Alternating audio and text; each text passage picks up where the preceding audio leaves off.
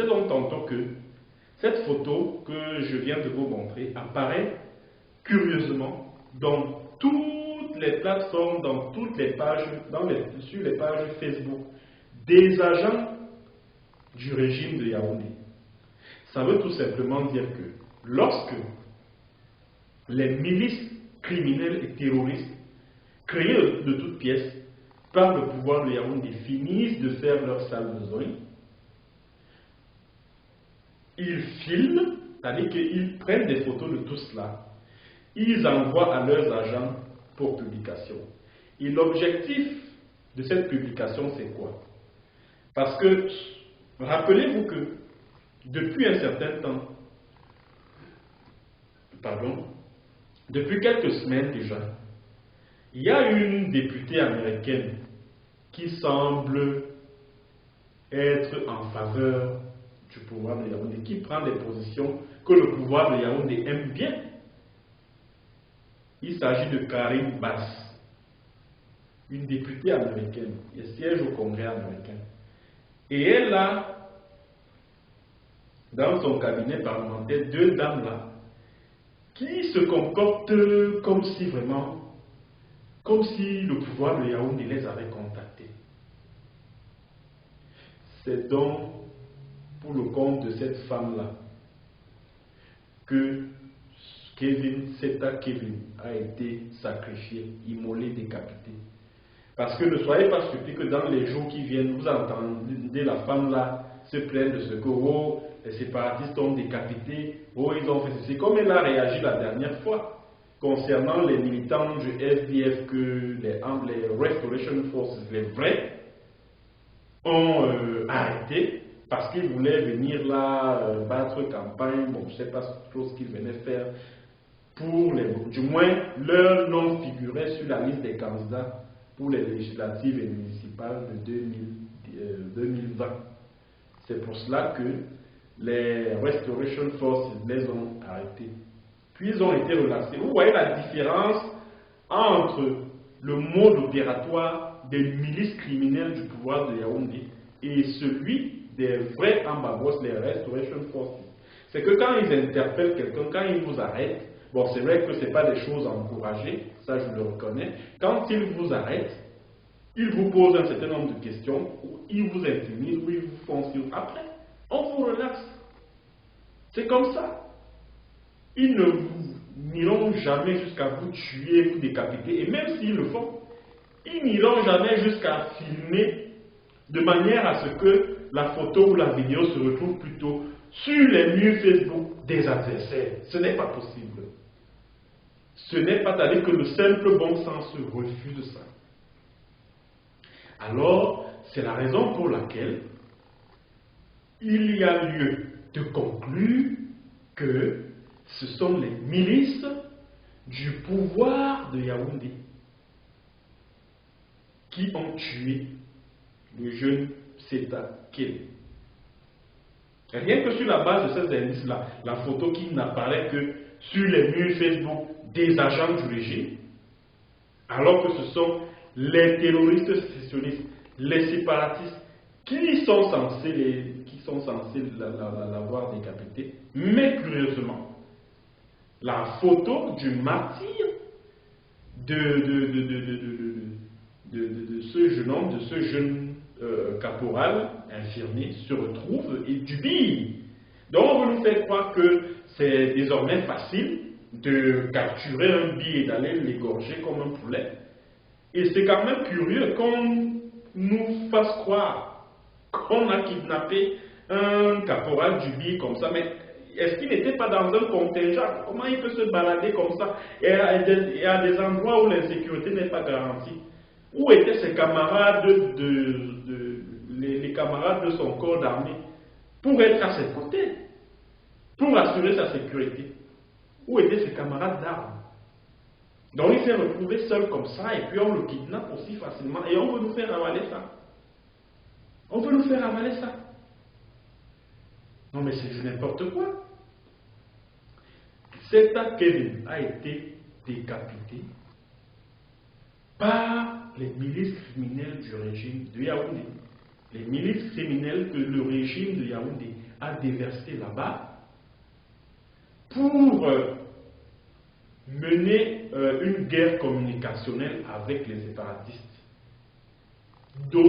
Présenter à la face du monde l'image, c'est-à-dire que présenter les séparatistes à la face du monde,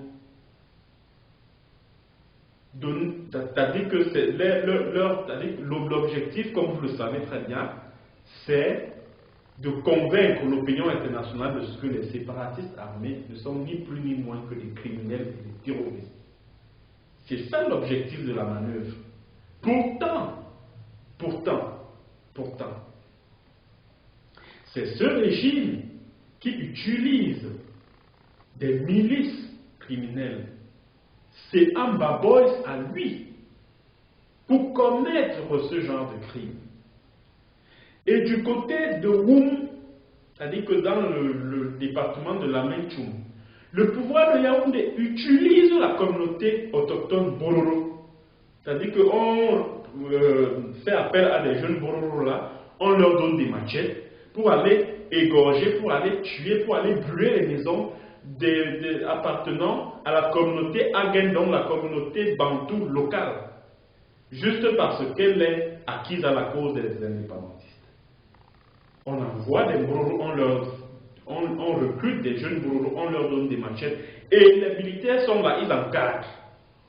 Les militaires partent tuer, ils partent égorger. Attendez, je vais vous montrer l'image d'une victime de cette milice criminelle Bororo, financée par certaines élites du coin, les élites Bororo du coin.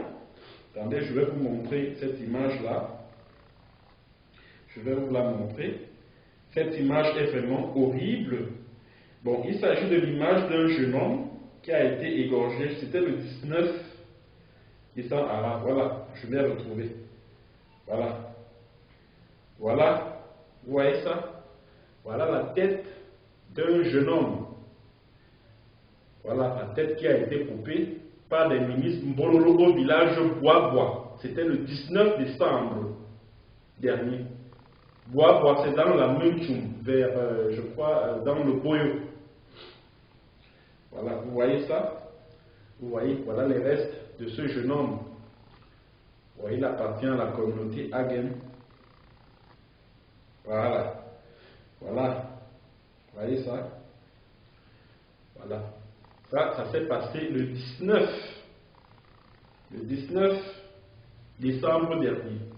Mais le bandit de ma Podem, il va sur Twitter, sur son Facebook, partout pour dire que non, ce sont les terroristes sécessionnistes, les Amba terroristes, qui ont encore décapité, alors que ce sont les milices Bororo qui font ce travail-là. Ah oui. Et ne pensez pas que c'est parce que ce sont les militaires qui sont les cibles que forcément c'est les séparatistes qui leur font souffrir. N'oubliez pas que même au sein de cette armée, les militaires anglophones sont ciblés par leurs camarades parce qu'ils sont soupçonnés de fournir des renseignements à leurs frères qui sont des Amba Boys. Souvenez-vous que Florence Ayafor a été tuée, assassinée par les mêmes milices terroristes et criminelles du régime de Yaoundé. Pourquoi? Parce qu'elle était soupçonnée d'être proche des indépendantistes anglophones du fait de l'attention qu'elle apportait, qu'elle accordait aux détenus anglophones de la prison centrale de Bamenda. Ne l'oubliez pas. Donc ce n'est pas parce que vous avez vu un militaire sans sa tête, ou alors, je ne sais pas, ou alors un officier de police judiciaire, un officier de police, pardon, qui a été décapité, que forcément, ce sont les séparatistes qui l'ont fait, comme leur cible privilégiée, ce sont les hommes en tenue. Attention, même au sein de cette armée, il y a des éléments qui ne sont pas d'accord avec cette guerre. Et quand tu manifestes des comportements qui donnent l'impression que tu es plutôt favorable au camp d'en face, on te soupçonne Et un jour ou l'autre, tu te retrouves comme ça, en train d'être tué, égorgé, tout ce que vous voulez. Donc, je voulais attirer votre attention là-dessus. Le régime de Paul Biya est actuellement sous pression de l'opinion internationale. Mais moi, la question que moi je me pose, c'est de savoir à quoi est-ce que tout ce manège-là a servi? À quoi est-ce que tous ces crimes, les décapitations et autres, à quoi est-ce que tout cela a servi? Puisque malgré tout cela, ils ont égorgé, tué et égorgé Florence Ayafor le 29 septembre 2019. Le 4 octobre, c'était le 10 octobre 2019, le gouvernement américain a demandé au pouvoir de Yaoundé d'ouvrir une enquête et de traduire les auteurs devant un tribunal où ils seront jugés au cours d'un procès équitable et équilibré. Ça, c'est le gouvernement américain qui le dit. Ça veut dire que le gouvernement américain était convaincu de ce que ce ne sont pas les séparatistes qui ont tué Florence Ayafor, mais bien un groupe sur lequel le pouvoir de Yaoundé peut facilement mettre la main, puis à la disposition de la justice. C'est de cela qu'il est question. Puis ils ont enchaîné et les trucs. Moi je vous demande, vous qui gouvernez à Yaoundé là, tous ces crimes que vous avez déjà perpétrés, juste dans l'objectif de diaboliser le camp d'en face, ça vous a mené jusqu'où? Ça vous a mené jusqu'où? Vous passez le temps à manipuler l'opinion nationale et internationale, à verser du sang, juste parce que vous voulez retourner la communauté internationale contre un peuple qui se bat, qui lutte contre la barbarie, la sauvagerie, que vous êtes en train de déployer là-bas. Vous déployez vos billes qui vont là-bas, qui cassent des maisons, qui brûlent des maisons, parfois avec leurs occupants à l'intérieur, qui tuent des jeunes enfants. Alors vous voulez que cette population fasse comment? Qu'elle croise les bras et puis qu'elle se mette à vous observer? Donc vous voulez que cette population puisse être annihilée? Il faut bien qu'elle se défende, cette population, parce que c'est vous qui allez semer le bordel là-bas.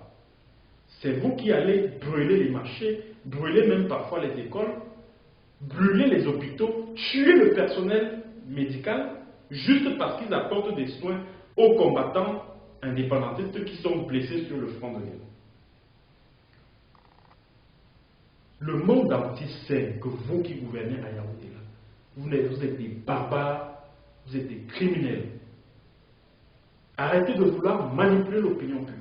Tout le monde le sait que vous êtes des criminels. Vous qui gouvernez à Yaoundé, c'est vous qui avez déclaré cette guerre. Vous, ces faucons, c'est vous qui avez déclaré la guerre. C'est vous qui semez le bordel en zone anglophone. C'est vous qui avez créé des milices terroristes criminels qui kidnappent et demandent des rançons, qui tuent, égorgent, filment, envoient à des cybercriminels sur les réseaux sociaux, les Genesis Kennedy, les Mbaku Parfait, les Makonkiti pour des et autres. Vous leur envoyez toutes ces images-là pour qu'ils publient, afin de manipuler l'opinion nationale et internationale, en faisant croire à celle-ci qu'il s'agit d'un crime perpétré par les séparatistes. Mais de qui se moque-t-on? De qui se moque-t-on? Arrêtez de vous payer la gueule des Camerounais. Nous savons tous que tous ces crimes, tout ce plan diabolique est conçu à l'intérieur, c'est-à-dire qu'au sommet de l'État à Yaoundé.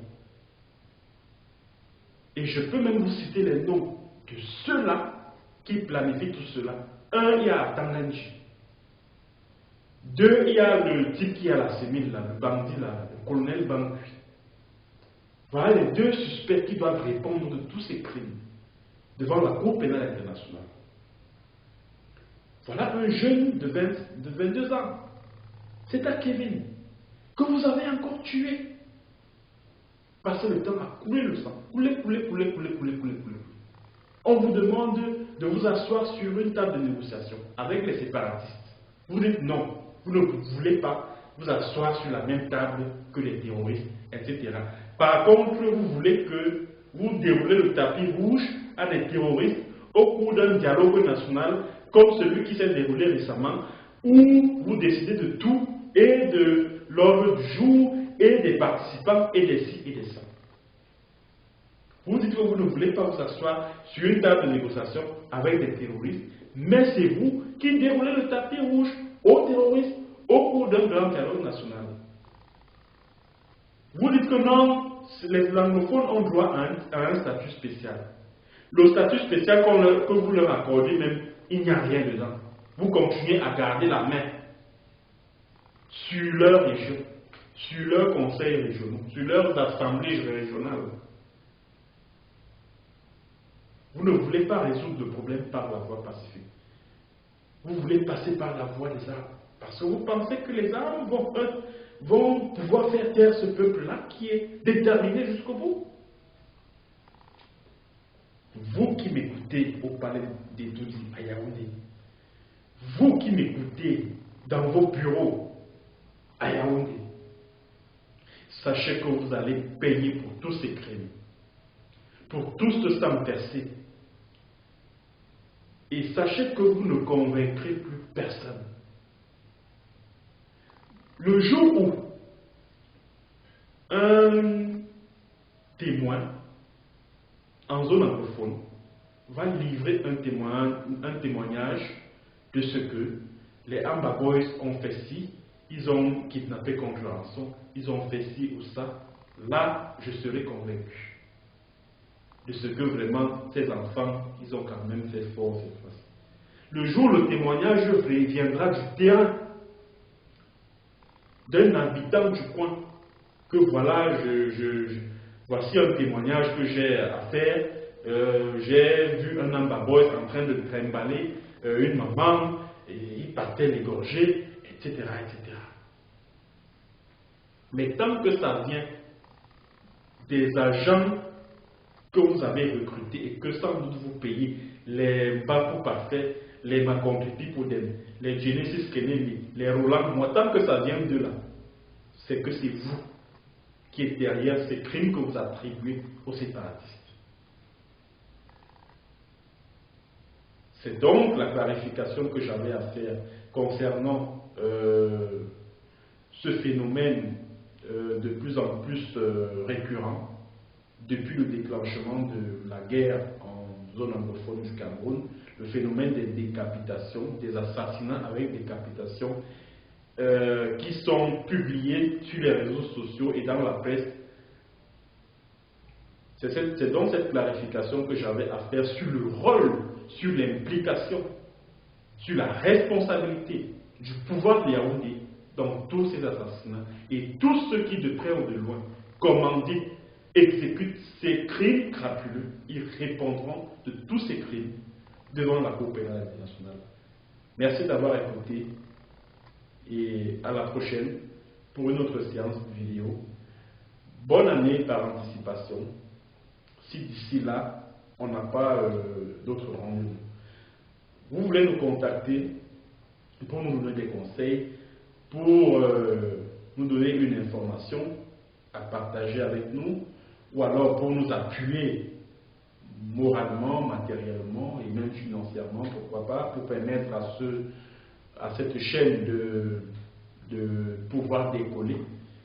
Vous avez nos contacts au bas de cette vidéo.